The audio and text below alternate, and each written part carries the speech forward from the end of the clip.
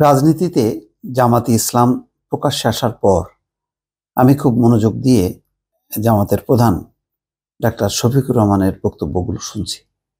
আমি শুনতে শুনতে অবাক হচ্ছি যে আসলে তিনি কি একটি ইসলামী দলের প্রধান নাকি একটি গণতান্ত্রিক রাজনৈতিক দলের প্রধান। আমি নিজেই বিভ্রান্ত হচ্ছি। চমৎকার বক্তব্য রাখছেন এবং একের পর এক চমক জাগানো বক্তব্য, সম্প্রীতি, শান্তি, ঐক্যের কথা বলছেন। সাধারণত ইসলামী রাজনৈতিক দলগুলো তাদের যে বক্তব্য থাকে তেমনটা হয় না। যেমন মামুনুল হকের বক্তব্যে মাঝে মধ্যে আমি আটকে উঠি যে ওরে বাবা, এরা যদি ক্ষমতা আসে না জানি কি হবে। কিন্তু শফিকুর রহমানের আমি বক্তব্য দেখছি অন্যরকম। দেখেন, আমি যদি একটু মেনশন করি, উনি যা বলছেন সেগুলি কোট করেই আপনাদেরকে বলছি। দেশের দল ও ধর্মের ভিত্তিতে কোনো বিভাজন মানা হবে না বলে জানিয়েছেন জামাতের আমির ডাক্তার শফিকুর রহমান। বুঝতে পারছেন, একটা ইসলামী রাজনৈতিক দলের প্রধান হয়ে তিনি বলছেন যে দল এবং ধর্মের ভিত্তিতে বিভাজন হবে না। আমরা যদি এটা করি যে কি পরিমাণ বিভাজন টেনেছেন মুক্তিযুদ্ধের পক্ষে বিপক্ষে শক্তি হিসেবে শেখ হাসিনা, এটাকে একদম ঘৃণার রাজনীতি ছড়িয়ে তিনি দেশ শাসন করে গেছেন 15 বছর। এখন দিল্লিতে মোদির আশ্রয়ে তিনি বসবাস করছেন। লজ্জা লজ্জা। শুক্রবার সকালে ছাত্র আন্দোলনে নিহত শহীদ পরিবারের সদস্যদের সঙ্গে আয়োজিত মত বিনিময় সভায় তিনি এই কথা বলছেন। জামাতের আমির বলেন, দেশের স্বার্থে আমরা দল ও ধর্মের ভিত্তিতে কোনো বিভাজন মানব না। দেখছেন, আবার বলছেন, যত বিভাজন তা আমরা পায়ের নিচে ফেলে দিয়েছি। আর কাউকে জাতিকে ভাগ করার সুযোগ দিব না। জাতিকে তারাই ভাগ করে যারা দেশের দুশ্মন। খুবই গুরুত্বপূর্ণ কথা। দলের ভিত্তিতে, ধর্মের ভিত্তিতে আর ভাগ করার সুযোগ দেওয়া হবে না। রাজনীতিতে কোনো ব্রাহ্মণ নীতি চলবে না। এক্ষেত্রে আমরা আপোষহীন। চিন্তা করেন, এই কথাগুলো কত চমৎকার, যে কারোরই ভালো লাগবে। চোখ বন্ধ করেন যে এটা বিএনপির কোনো নেতা বলছে বা গণতান্ত্রিক কোনো রাজনৈতিক দলের নেতা বলছে, আপনার কিন্তু ভালো লাগতো। আজকে যার মুখ দিয়ে উচ্চারিত হচ্ছে তিনি কিন্তু একটি ধর্মীয় রাজনৈতিক দলের প্রধান।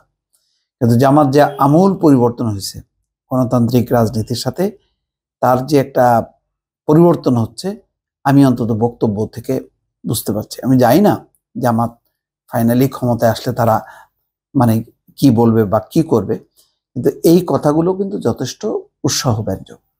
শফিকুর রহমান বলছেন, জাতির সঙ্গে গাদ্দারি করলে, তাদের সেবক হয়ে মালিক বনে গেলে কি পরিণতি হয় তা থেকে আমরা জাতিকে শিক্ষা গ্রহণ করতে হবে। আমরা বিশ্বাস করি আর কোনো স্বৈরাচার সরকার আসবে না। দেখেন, জাতির সঙ্গে গাদ্দারি করলে, তাদের সেবক হয়ে মালিক বনে গেলে তার পরিণতি কি হয়। এখানে টোটাল দেখেন, এই আলোচনার মধ্যে কোথাও শেখ হাসিনাকে গালাগালি করা আছে, কটু কথা আছে? কোনো কটু কথা নেই। আর শেখ হাসিনা বক্তৃতা দিয়ে আসলে তার গত 15 বছরের বক্তৃতায় এমন কোনো বক্তৃতা আছে যেখানে জামাত বিএনপি উচ্চারণ হয়নি? প্রতিটাতে উনি কিন্তু একবারও, কিন্তু আমি অন্তত এই বয়ানে দেখছি না যে আওয়ামী লীগের নাম, শেখ হাসিনার নাম বলে কোনো অশ্রদ্ধা কোনো বক্তব্য তিনি দিচ্ছেন। আমরা বিশ্বাস করি আর কোনো স্বৈরাচার সরকার আসবে না, যারা ক্ষমতায় থাকা অবস্থায় জনগণকে তাদের কেনা টাকায় বুলেট ছোড়ার দুঃসাহস করবে, এমন কোন সন্ত্রাসী সরকার আমরা দেখতে চাই না। অন্তর্বর্তী সরকারের কাছে বৈষম্য বিরোধী ছাত্র আন্দোলনে নিহতদের স্বীকৃতি দাবি করে তিনি বলেন, আমরা দলীয় ভিত্তিতে শহীদদের বিভক্ত করতে চাই না। এটা একটা ভালো কৌশল যে আমাদের কয়জন, ওদের কয়জন, তাদের কয়জন, এগুলি বিভক্ত করতে চায় না। তারা আমাদের মর্যাদার পাত্র। পাঠ্যপুস্তক কারিকুলামে আগামী দিনের নাগরিকরা যেন জানে তাদের মুগ্ধ সাইদ রিয়ারা ছিল। এই সময় তিনি প্রত্যেক শহীদ পরিবারের সদস্য একজনকে সরকারি চাকরি দেওয়ার দাবি করেন। মত বিনিময় সভার শুরুতে জামাতের আমির শহীদ পরিবারের সদস্যদের সঙ্গে দেখা করেন, তাদের খোঁজ খবর নেন। মহানগর জামাতের আমির অধ্যাপক মোহাম্মদ জামাল উদ্দিনের সভাপতিত্বে অনুষ্ঠানে আরো বক্তব্য দেন কেন্দ্রীয় নেতারা। যে চমৎকার লাগলো, এই যে এক একটা এলাকায় যাচ্ছেন, আগে ওই শহীদ পরিবারের সাথে সাক্ষাৎ করছেন, তারপরে বক্তব্য দিচ্ছেন, ঐক্যের কথা বলছেন, যারা মারা গেছেন তাদের শহীদদের তালিকায় রাখতে বলছেন এবং বলছেন সবাই শহীদ, সবাই আমাদের গর্ব, আমাদের জাতির একটা অংশ, এবং তাদের প্রতি পরিবার প্রতি একটা করে সরকারি চাকরি দেওয়ার তিনি দাবি জানাচ্ছেন।